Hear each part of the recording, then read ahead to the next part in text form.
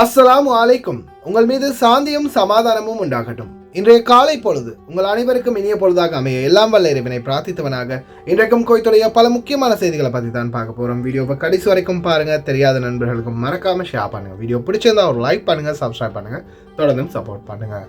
குவைத்துடைய dinar மதிப்பு முதலாக பார்த்தலாம். இலங்கைக்கான ரூபாயில் ஒரு தினாரின் மதிப்பு 985 ரூபாய் 22 சதமாக உள்ளது. இந்தியாவின் ரூபாயில் ஒரு தினாரின் மதிப்பு 271 ரூபாய் 3 சதமாக உள்ளது. இது அல்முல்லா எக்ஸ்சேஞ்சுடைய அப்ளிகேஷன் ஆன்லைன் ரேட் ஆகும். அல்முல்லா எக்ஸ்சேஞ்ச் ஜமியாக்கள் உள்ள மெஷின் ரேட்டை பார்த்தலாம். இந்தியாவுக்கு 271 ரூபாய் 44 சதமும், இலங்கைக்கு 983 ரூபாய் 28 சதமாகவும் உள்ளது. ஜமியாக்கள் உள்ள மெஷின்களில் நல்ல ரேட் கிடைச்சா போடுங்க. அதே போல் அவங்களுடைய அப்ளிகேஷன்லையும் மெஷின்லையும் ஒன்றை காலத்தினால் தான் கட்டணமாக அறவிடுவாங்க. கோயத்துடைய பல எக்ஸ்சேஞ்சுகள்லையுமே அக்கௌண்ட் நம்பரை மறைச்சிடுறாங்க. இதை பற்றியும் உங்களுக்கு தொடர்ந்துமே தெரிய தாருது. நீங்கள் ஏதாவது ஒரு புதிய எக்ஸ்சேஞ்சுக்கு பழைய பட்டுச்சீட்டோட போகிறீங்களா இருந்தால் நிச்சயமாக அதில் அக்கௌண்ட் நம்பர் இருக்கா அப்படின்றத செக் பண்ணிக்கோங்க. அப்படி இல்லாத பட்சத்தில் எழுதிட்டு போனாலும் பிழை இல்லாத அக்கௌண்ட் நம்பர் எழுதிட்டு போங்க. ஏதாவது ஒரு நம்பர் பிழைச்சாலும் கூட உங்களுடைய பணம் நாட்டுக்கு போய் சேராது. அந்த பணத்தை திரும்ப பெறணுமா இருந்தாலும் ரொம்ப நாட்களாகும். மறுபடியும் கட்டணம் செலுத்தணும். இந்த தவிர பலருக்குமே தொடர்ந்து நடக்குது, கவனத்தில் கொள்ளுங்க. யுனைடெட் கல்ஃப் எக்ஸ்சேஞ்ச் கார்பரேஷன் இந்தியாவுக்கு பணம் அனுப்பு 750 ஃபில்ஸும், இலங்கை பணம் அனுப்பு ஒரு தினாரும் கட்டணம் அறவிடுறாங்க. அல்சாமில் எக்ஸ்சேஞ்ச் கார்பரேஷன் ஒரு தினார் மட்டுமே கட்டணம் அறவிடுறாங்க. யூஜே எக்ஸ்சேஞ்ச் கார்பரேஷன் ஒரு தினார் மட்டுமே கட்டணம் அறவிடுறாங்க. Kuwait Asian international exchange 750 fils மற்றும் ஒரு தினார் போன்ற கட்டணங்களும் அறவிடுறாங்க. குவைத்தில் Al Nada, AR5, Amman exchange, UJ, Al Samil, Ansari exchange, Lulu exchange, Joyalukkas, KBE, UAE, Oman exchange, Bahrain exchange, BEC, world street exchange, Sajil exchange, Malik exchange, international exchange, இது போன்ற இன்னும் பல எக்ஸ்சேஞ்சுகள் இருக்குது. இந்த நாட்களில் பல எக்ஸ்சேஞ்சுகள்லையுமே பார்த்தீங்கன்னா குறிப்பாக வெளிநாட்டவர்கள் அதிகம் புழங்கக்கூடிய பகுதிகள் ஃபர்வானியா, ஜிலீப்ஷோ, Khaitan, Fahaheel, Mangaf, Mahboula, Hawally, Salmiya, Kuwait city, Murgab, Maliya, அதே போல் ஜஹரா சிட்டி, இது போன்ற பல பகுதிகளிலையுமே 750 ஃபில்ஸ், 900 ஃபில்ஸ், ஒரு தினார், இது போன்ற வெவ்வேறு கட்டணங்கள் அறவிடுறாங்க. அதே போல UJ, Al Nada, AR5, Amman exchange, Ansari exchange, world street exchange, இது போன்ற பல எக்ஸ்சேஞ்சுகள்லையுமே இந்தியாவுக்கு 272 ரூபாய் வரைக்கும் கொடுக்குறாங்க. இலங்கையை பொறுத்த வரையில் 990 ரூபாய் வரைக்கும் வழங்குறாங்க. முடிந்த வரைக்கும் இது போன்ற நல்ல எக்ஸ்சேஞ்சுகளில் உங்களுடைய கஷ்டப்பட்டு உழைக்கிற சம்பள பணத்தை அனுப்புங்க. பணிப்பெண்களுக்கும் இந்த வாய்ப்பை பெற்றுக் கொடுங்க. ஓட்டுநர்கள் குவைத்துடைய தங்க விலையை பார்த்தரலாம். 1 கிராம் 18 கேரட் தங்கத்தின் விலை 17 தினார் 430 ஃபேல்ஸ். 1 கிராம் 21 கேரட் தங்கத்தின் விலை 20 தினார் 335 ஃபேல்ஸ். 1 கிராம் 22 கேரட் தங்கத்தின் விலை 22 தினார். 1 கிராம் 24 கேரட் தூய தங்கத்தின் விலை 23 தினார் 240 ஃபேல்ஸ். குவைத்துடைய தங்க விலை மற்ற நாட்களை விட மறுபடியும் அதிகரிச்சிருக்குது. குறிப்பாக 22 கேரட் தவிர 22 கேரட் 100 ஃபீல்ஸால் கம்மியாக இருக்குது. இந்த நாட்களில் நகைகளை விலை கொடுத்து வாங்கக்கூடியவங்க, நாட்டுக்கு போக தயாராக இருக்கிறவங்க விலை கொடுத்து வாங்கிக்கோங்க. ஏன்னா நாட்டோட கம்பேர் பண்ணும்போது இங்கே கம்மியாக தான் இருக்குது. மற்றவர்கள் இன்ஷா அல்லாஹ் காத்திருங்க, குறைதானு பார்க்கலாம். விமான நிலையத்தில் இனிமேல் லக்கேஜில் அது சிக்கினால் மரண தண்டனை அல்லது ஆயுள் தண்டனை. மிக முக்கிய தகவல். குவைத்தை சூழும் மிகப்பெரிய ஆபத்து. சம்சாரம் இல்லாட்டி கூட வாழ்ந்துடலாம், மின்சாரம் இல்லாமல் வாழ முடியாத சூழல்ல இப்போ குவைத் மிகப்பெரிய சிக்கலை சந்தித்து வருகின்றது. டெலிவரி ஓட்டுநர்களே, மிக முக்கியமான தகவல். 11 முதல் 4 வரை எதிர்வரும் 23ஆம் தேதியிலிருந்து உங்களுக்கு மீண்டும் தலைவலி ஆரம்பம். 79 பேர் நேற்றைய தினம் மட்டும் குவைத்தினுடைய பல பகுதிகளிலையும் 79 பேர் உயிராபத்தில். 3 இந்தியர்கள், ஒரு குவைத்தி குடிமகன் உட்பட எகிப்தியர்கள் 8 பேரை மீண்டும் விசாரணைக்கு அமர்த்துமாறு நீதிமன்றம் கோரிக்கை. இது போன்ற பல முக்கிய தகவல்கள் இருக்குது. வீடியோவை தொடர்ந்துமே பாருங்க. முதலாவது தகவலா, இலங்கை தூதரகம் தற்போது அவர்களுடைய ஹஜ் பெருநாள் விடுமுறையை சந்தோஷமாக கழித்துவிட்டு மறுபடியும் வேலையை ஆரம்பித்திருக்கின்றார்கள். இன்றைய தினத்திலிருந்து இன்னைக்கும் பேசாமல் லீவை போட்டிருந்தா ஒரே அடியாக ஞாயிற்றுக்கிழமையே திறந்திருக்கலாம். பார்க்கலாம் வெள்ளி சனி என்ன செய்ய போகிறாங்க அப்படின்னு. குறிப்பாக இந்த நாட்களில் அக்காமா இல்லாது நாட்டுக்கு போக தயாராக இருக்கிறவங்க, இதுக்கு முன்னாடி ஃபேஸ்புக்கில் பேர் வந்திருந்தாலும் அல்லது பதிவு செஞ்சு பதிவு இலக்கத்தோடு இருந்தாலும் நீங்கள் தூதரகத்தில் போய் உங்களுடைய ஒயிட் பாஸ்போர்ட்டை இப்போவுமே கலெக்ட் பண்ணிக்கொள்ளலாம். ஆரம்பத்தில் பேர் வந்தவங்கன்னா எந்த ஒரு பிரச்சனையுமே இல்லை. நீங்கள் போய் கலெக்ட் பண்ணி டிக்கெட்டை போட்டு போக வேண்டியது தான். நம்பர் மட்டும்தான் இருக்குது அப்படின்னா நீங்கள் போய் கலெக்ட் பண்ணிவிட்டு போய் ஃபாரின் மினிஸ்ட்ரியில் சீல் வைக்கிறது, ஜவசாத்தில் சீல் வைக்கிறது, இந்த மாதிரி வேலைகளை பார்த்துட்டு அதுக்கப்புறமா தான் டிக்கெட் போடணும். அதே போல் இலங்கை தூதரகமே தற்போதைய சூழலில் பல சகோதர சகோதரிகள் பதிவு செய்து எங்களுடைய ஒயிட் பாஸ்போர்ட்டை எடுத்துகிட்டு நாட்டுக்கு போக தயாராக இருக்கிறோம் அப்படின்ற நிலைமையில் இலங்கை தூதரகத்தை நாடி வரப்போகிறாங்க. தயவு செய்து அந்த மக்களையும் பதிவு செய்து அவங்கள இந்த நாட்டை விட்டு இந்த பொது மன்னிப்பில் அனுப்புறதுக்குரிய முயற்சியை நிச்சயமாக எடுங்க. எடுக்காத பட்சத்தில் அந்த மக்கள் இந்த நாட்டிலேருந்து மறுபடியும் சின்னாபின்னமாகி சீரழிஞ்சு மறுபடியும் உங்களை நாடி தான் வரணும். அதனால் தயவு செய்து முயற்சி எடுங்க. அந்த மக்களையும் சட்ட ரீதியாக இந்த நாட்டை விட்டு அனுப்புறதுக்குரிய முயற்சியை தயவு செய்து எடுங்க. ஆனால் இந்த நாட்களில் பலரும் சொன்னாங்க, இனிமேல் பதிவு செய்கிறதில்ல, இனிமேலாம் பதிவு செய்ய முடியாது, ஏன் நீங்கள் ஆரம்பத்திலே வரல அப்படின்னு ஒரு சில ஹராரான கதைகள், அதிகாரிகள் சினம் கொண்ட கதைகளை பேசி இருக்கிறதா சில தகவல்கள் வந்திருக்குது. இந்த பொது மன்னிப்பில் போகிறதுக்கு முயற்சி பண்ணியும் அவங்கள நீங்கள் அனுப்பாத பட்சத்தில் அதுக்குரிய முழு பொறுப்பும் நீங்களே கூற வேண்டும். கிழித்து தொங்க விடப்படும் அவர்களுடைய வாய்ஸ் கட்டோடு ஞாபகத்தில் வைத்துக் கொள்ளவும் சம்பந்தப்பட்ட அதிகாரிகள். 51 Celsius Wafra, 52 Celsius Abu Fatira, 54 Celsius Jahra, அதே மாதிரி வாஃப்ரா ஒரு சில பகுதிகளில் 50 செல்சியஸ். நேற்றைய தினம் பலருமே பார்த்திங்கன்னா நம்மளுக்கு ஸ்க்ரீன்ஷாட் அனுப்பியிருந்தாங்க, ஃபோட்டோ பிடிச்சி அனுப்பியிருந்தாங்க. இதுதான் நிலைமை நம்ம ஏரியான்னு. வஃப்ரா, சபாஹல் அஹமட், அதே மாதிரி ஜஹரா அனைத்து பகுதிகளிலையுமே தாறுமாறாக உயர்ந்து வருது குவைத்துடைய வெப்பநிலை. மிகவும் ஆபத்தான சூழல். அதிக வெப்பத்தால் மின்சாரம் தடைப்படுகின்றது. முன்னாள் மின்சார அமைச்சர் முகமது புஷேரி 2016ஆம் ஆண்டுக்கான மின்சார அமைச்சகம் சமர்ப்பித்த வரைவு சட்டத்தை நிராகரித்த பாராளுமன்ற உறுப்பினர்கள் தனியார் வீடுகளுக்கான வகைகளை குறிப்பிடுகின்றது என்பதையும் ஞாபகத்தில் கொள்ள வேண்டும். கடைசியில் அங்கே சுற்றி இங்கே சுற்றி வெளிநாட்டவர்கள் தலையிலே தான் போடுறது தனியார் வீடுகள், தனியார் அப்பார்ட்மெண்ட்களில். அதே மாதிரி பலரும் தங்களுடைய எதிர்ப்புகளை தெரிவித்து வராங்க. இந்த மின்சார தடை நேற்றைய தினம் பல பகுதிகளிலையுமே 1 மணித்தியாலம் 2 மணித்தியாலம் கிட்டத்தட்ட 5 மணித்தியாலம் வரைக்கும் சில பகுதிகளில் மின்சாரம் தடைப்பட்டிருக்குது. இது இனிமேல் தொடர்ந்து கொண்டே இருக்கும் அப்படின்னு தெரிவிக்கிறாங்க. இனி வருங்காலம் மிகப்பெரிய ஆபத்தான சூழலாக மாறி வருது குவைத்துடைய இந்த மின்சார தட்டுப்பாடு. சம்சாரம் இல்லாட்டி கூட வாழ்ந்துடலாம், குவைத்தில் இந்த சூடு காலத்தில் மின்சாரம் இல்லாமல் வாழ முடியுமா அப்படின்ற மாதிரியான சூழல். அதே போல் பார்த்திங்கன்னா இனி வரும் நாட்களில் ஒவ்வொரு பகுதிகளிலையும் குறைந்தது 2, 3, 4 மணித்தியாலத்துக்கு மின் தடைப்படும் அப்படின்றத உத்தியோகபூர்வ தகவலாக தெரிவிச்சிருக்காங்க மின்சார அமைச்சகம். இன்னொரு மிக முக்கியமான தகவல், குவைத்துடைய தீயணைப்பு படை மற்றும் விசேட மீட்பு படை 79 கம்ப்ளைண்ட்கள் நேற்று மட்டும் பதிவாகி உள்ளதாக தெரிவிச்சிருக்காங்க. அதே மாதிரி 79 பேரை மீட்டு இருக்கிறாங்க. கரண்ட் போயிருக்கு லிஃப்ட்டுக்குள்ளே இருக்கும்போதே. அல்லாஹ் அவங்களெல்லாம் பாதுகாக்கட்டும். இந்த நாட்களில் லிஃப்ட் யூஸ் பண்ணுறதை கொஞ்சம் தவிர்த்துக்கிட்டால் நல்லது போல தான் தெரியுது. அல்ஹம்துலில்லாஹ் நேற்றைய தினம் யாருக்குமே எந்த ஒரு உயிராபத்தும் இல்லை. ஆனாலும் லிஃப்ட்டுக்குள்ளே சிக்கினா கரண்ட் போயிடுச்சுன்னா அப்புறம் எமர்ஜென்சி அலாம் கூட அடிக்க முடியாது. முடிந்த வரைக்கும் பொறுமையை கையாளுங்க, பதட்டப்படாதீங்க. மூச்சை ப்ரீத் பண்ணுறதை கொஞ்சம் ஸ்மூத்தாக பண்ணுங்கள். ஏன்னா லிஃப்ட்டுக்குள்ளே உங்களுக்கு ஆக்சிஜன் கிடைக்கிற விகிதம் ரொம்ப குறைவாக இருக்கும். பதட்டப்பட்டீங்கன்னா மூச்சடைப்புகள் ஏற்படலாம். தயவு செய்து ரொம்ப கவனம். எல்லாம் வல்ல இறைவன் பாதுகாக்கட்டும் அனைவரையும். அதே போல் குவைத்துடைய வானிலை ஆய்வாளர் பெதர் அல் அமீரா குவைத் நேற்றைய தினம் சந்தித்த மின் அழுத்தம் வரலாறு காணாதது என்பதையும் தெரிவித்திருக்கின்றார். انقطاع الكهرباء عن أغلب مناطق الكويت هذا بسبب الأحمال الزايدة والاستهلاك الزايد اللي سبب ضغط على المحطة الرئيسية فتعطلت، فشفنا هذا الانقطاع. فهي مسؤولية علينا نخفف هذه الأحمال في بيوتنا، الغرف اللي ما نستخدمها نطفي التكييف فيها، نطفي الإضاءة والأجهزة، فنخفف من هذه الأحمال. فالكهرباء نعمة يجب أن نحافظ عليها. பொதுமக்களுடைய விமர்சனங்களும் அதிகரிக்க ஆரம்பிச்சிருக்குது. சும்மா பொய்ய சொல்லாதீங்க, அந்த காலத்துல எல்லாம் நாங்கள்லாம் 2 மணிக்கு வெளியில் விளையாடி தெரியும், இப்போ நீங்கள் என்ன கொஞ்ச நேரம் பொறுத்துக்க மாட்டேங்கிறீங்க அப்படின்னு மினிஸ்டர் சொன்னதுக்கு பதிலடி. اوكي نخلي موضوع انه وزير الكهرباء امس مصرح احنا جاهزين واليوم طفت الكهرباء. ليش اليوم فجأة طفي الكهرباء؟ ساحر؟ وليش كاسر بالعالم؟ مو رونالدينيو. نخلي هذا كله نطوفه. شلون تصرح اليوم وتقول ما كل العافية؟ ما تنقال كلمة ما كل العافية. شنو ما كل العافية؟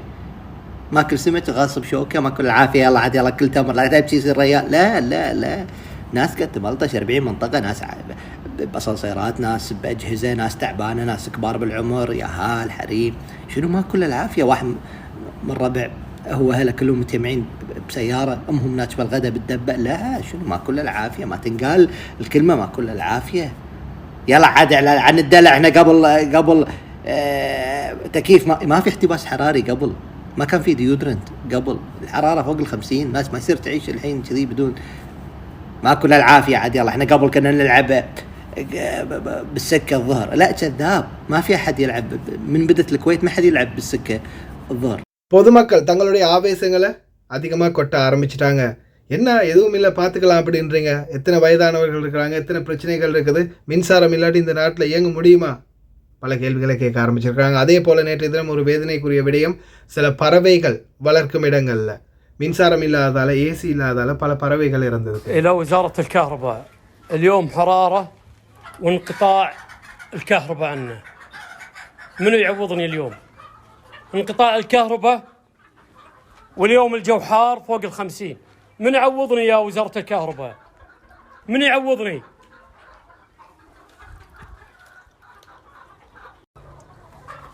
إلى وزارة الكهرباء اليوم حرارة அதை விட மரண பக்கம், நேற்றைய தினம் ஒரு சமூக ஆர்வலர் ஒரு லுங்கியும் கட்டிக்கிட்டு பனியனையும் போட்டுட்டு, ஒத்துங்கப்பா, பஹ்ரைன்ல இருந்து வயரில் கரண்ட் எடுத்துகிட்டு வந்திருக்கிறேன், ஃபேன் இல்லை, ஏசி இல்லை, இருக்க முடியலைன்னு ஒரு மரண பங்கம் பண்ணியிருக்கிறாரு. طبينا نوصل لحظة زين أشوى يزي وصلنا معود. والله توني من البحرين أنا، إيه كهرباء انقطعت، حار، مكيف ماكو، لمبات ماكو، إيه بقيت من البحرين أنا. عطاني واحد جزاه الله خير من بيتهم واير زين، هي الزاني من البحرين ساحبه لهني. கடைசியாக கத்தார்கிட்டையும் வாங்கிட்டாங்க, ஓமானுக்கிட்டையும் வாங்கிட்டாங்க.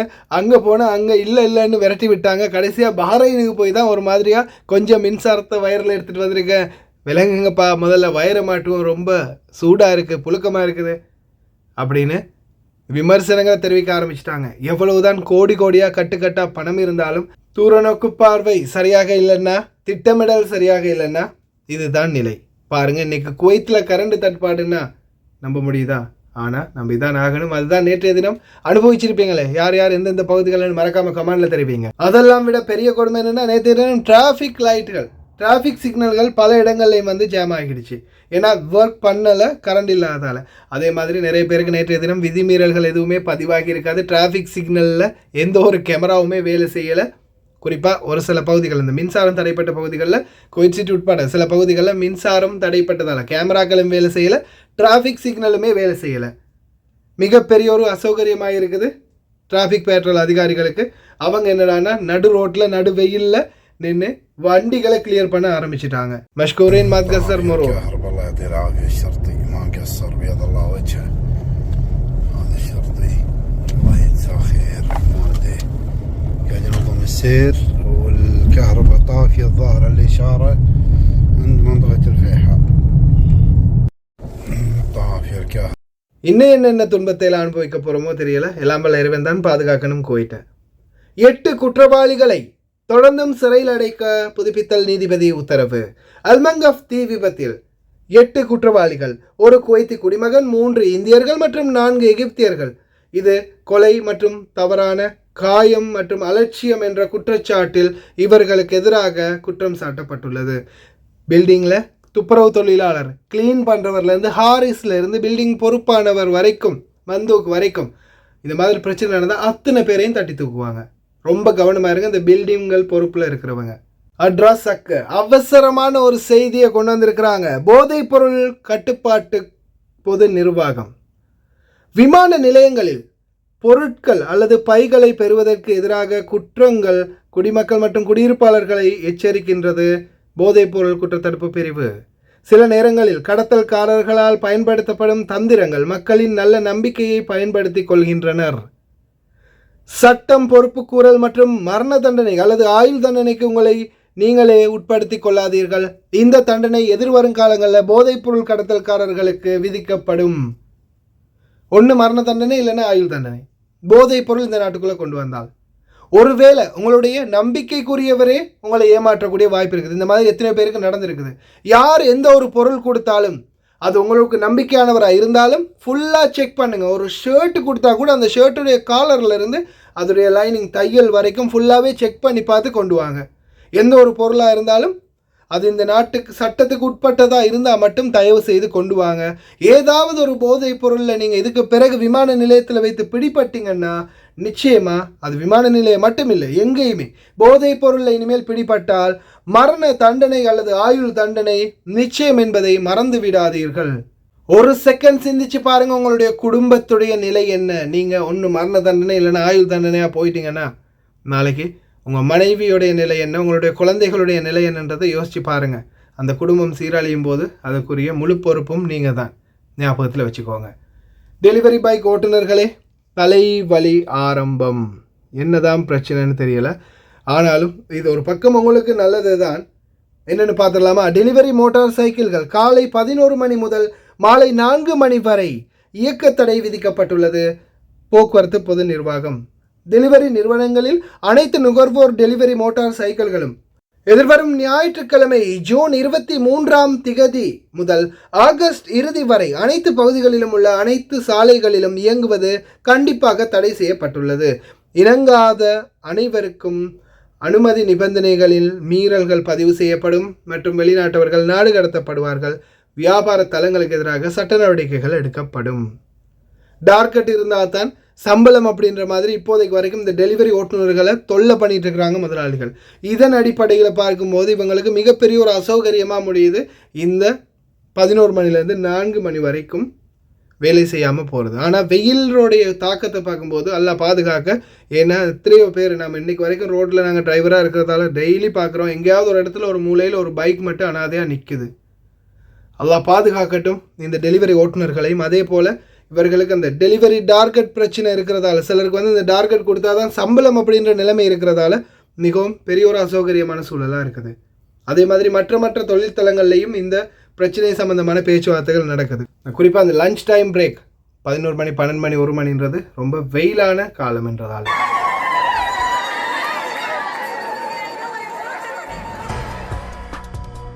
புனித ஹஜ் யாத்ரீகர்கள் மறுபடியும் குவைத்துக்கு வருகின்றனர். அவர்களுக்கான அமோகமான வரவேற்பு, தங்களுடைய குடும்பங்களால் வரவேற்புகள் அளிக்கப்படுகின்றன. இந்த நாட்களில் தொடர்ந்துமே பார்த்தீங்கன்னா ஹஜ்ஜுக்கு போன அனைவருமே குவைத்து குடிமக்கள் திரும்பி வந்துகிட்டு இருக்கிறாங்க. அதுலேயும் குறிப்பாக இந்த வயதானவர்கள் நிறைய பேர், இந்த வயதான பாபா மாமாக்கள் தான் நிறைய பேர் போயிருக்கிறாங்க.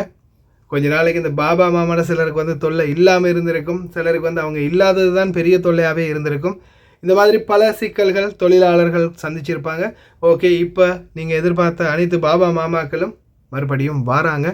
அவங்க ரொம்ப கராராக வேலை சொல்கிறவங்களா இருந்தால் அவங்க சொல்கிற வேலையெல்லாம் மறக்காமல் செஞ்சு வச்சுருங்க. வந்த உடனே அதை தான் கேட்பாங்க, ஏன் அது துடைக்கலை, ஏன் இதை பிடிக்கலை, ஏன் அதுக்கு தண்ணி விட்டலை அப்படின்னு நிறைய கேள்விகள் கேட்பாங்க. அதனால் தயவு செய்து அதுக்கு தயாராகவே இருந்துக்கோங்க. அதே மாதிரி இந்த நாட்களில் கொஞ்சம் வைரலாக பரவப்படுது. முஸ்லீம் அல்லாதவர்கள் அதை பற்றி நிறைய சிந்திப்பாங்கன்னு நினைக்கிறேன். ஏன்னா ஹஜ்ஜுக்கு போனவங்க இறந்துட்டாங்க, நிறைய பேர் நெருக்கப்பட்டு சன நெரிசலில் இறந்து கிடந்தாங்க அப்படின்னு. இது அநியாயம் தானே, பாவம் தானே அப்படின்னு. நீங்கள் ஒரு முஸ்லீமானவர்கிட்ட போய், முஸ்லீம் அல்லாதவர்கள் கேட்டு பாருங்கள், நீங்கள் ஹஜ்ஜுக்கு போய் அந்த இடத்துல அந்த மண்ணில் இறக்குறத விரும்புகிறீங்களா அப்படின்னு கேளுங்க. யாராவது ஒருத்தர் மறுக்கிறாரா அப்படின்னு பார்ப்போம். ஏன்னா யாருமே அந்த வாய்ப்பை வந்து தவற விட மாட்டாங்க. இது நானாக இருந்தாலும் கூட ஹஜ்ஜில் போய் உயிரிழக்கிறதா இருந்தால் அல்ஹம்துலில்லாஹ் தாராளமாக ஷஹீத் ஆகிறதுக்கு நானும் விருப்பம்தான். ஏன்னா அது ஒரு பாக்கியம் அப்படின்னு இஸ்லாமியர்களாகிய நாங்கள் அந்த மண்ணில், புனித மண்ணில் இறந்தால் அதுவும் ஒரு பாக்கியம் அப்படின்றத நாங்கள் நம்புகிறோம். இன்ஷா அல்லாஹ் முஸ்லீமானவர்கள் அனைவருக்கும் ஹஜ்ஜுடைய கடமைகளை நிறைவேற்றக்கூடிய வாய்ப்பை எல்லாம் வல்ல இறைவன் பெற்றுக் கொடுக்கட்டும். வீடுகள் காலி பண்ணிட்டு போகும்போது நிறைய பொருட்களை வந்து வெளியில் வச்சுட்டு போவாங்க. ஒரு சிலர் இந்த பொருட்களை சேகரிக்கிறவங்க இருப்பீங்க. அதே மாதிரி ஒரு சில பொருட்களை சேகரித்து இப்போதைக்கு உங்கள் வீட்டுக்கு பக்கத்தில், குப்பை தொட்டிக்கு பக்கத்தில் இல்லை வேறு எங்கேயாவது சேகரித்து வெளியில் வச்சுருக்கீங்கன்னா தயவு செய்து அதெல்லாம் பத்திரப்படுத்திக்கோங்க. கார்கோ போடுறவங்க கார்கோ போட்டுக்கோங்க. கார்கோ பெட்டி உட்பட வெளியில் வைக்காதீங்க. குவைத்துடைய முனிசிபாலிட்டி க்ளீன் குவைட் வேலை திட்டத்தை அதிரடியாக முன்னெடுத்து வராங்க.